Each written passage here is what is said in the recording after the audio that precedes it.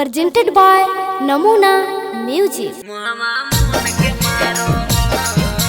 Mixed by SP Nitish.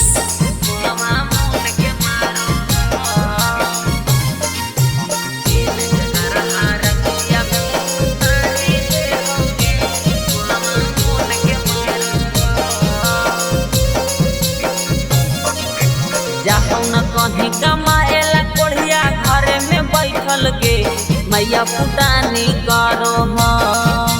जाहु न कहीं कमाएला कोढ़िया घरे में बैठल के मैया फुटानी करो हो।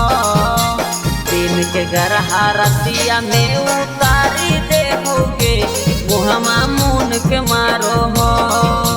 दिन के गरहा रतिया में उतारी दे होगे मुहमा मुन के मारो हो।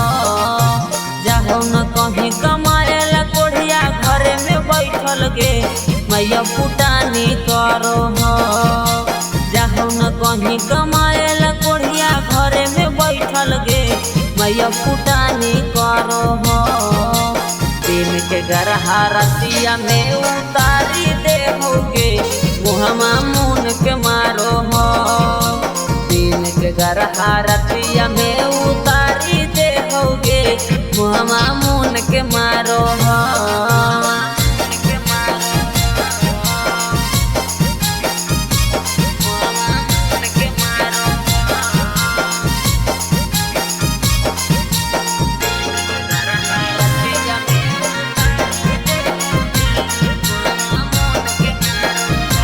Namuna Recording Studio, Rajgir. के पी के जबाया बाहो दरुआ लेके छोड़ा हो हमरा पे झरुआ।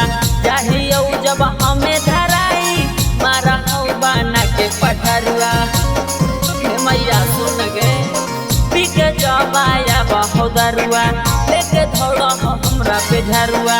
चाहिए जब हमें धराई मारा हो बना के पठरुआ। माने न कहियो बतिया कोढ़िया हमर मैया के माना मानी कर हो। माने न कहियो बतिया कोढ़िया हमर मैया के माना मानी कर हो। दिन के गरहा रतिया में उतारी दे होगे मुहमा मुन के मारो हो। दिन के गरहा रतिया में उतारी दे होगे मुहमा मुन के मारो हो।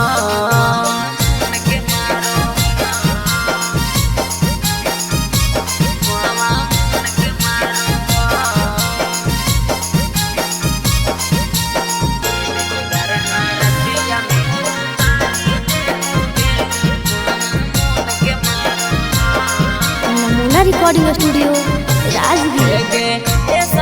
नीति सावा के बिगड़ल हो चाल गे मारी मारी मुहमा मैया करी दे हो लाल गे। रबिया नीति सावा के बिगड़ल हो चाल गे मारी मारी मुहमा मैया करी दे हो लाल गे। जाहो न कहीं कमाएला कोढ़िया घरे में मैया गे खाली फुटानी कर हो। जाहो न कहीं कमाएला कोढ़िया घरे में बैठल गे खाली फुटानी कर हो।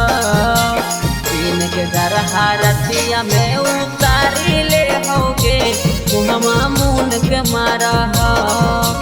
दिन के गरहा रतिया में उतारी दे होगे मुहमा मुन के मारो हो। Presented by Namuna Music.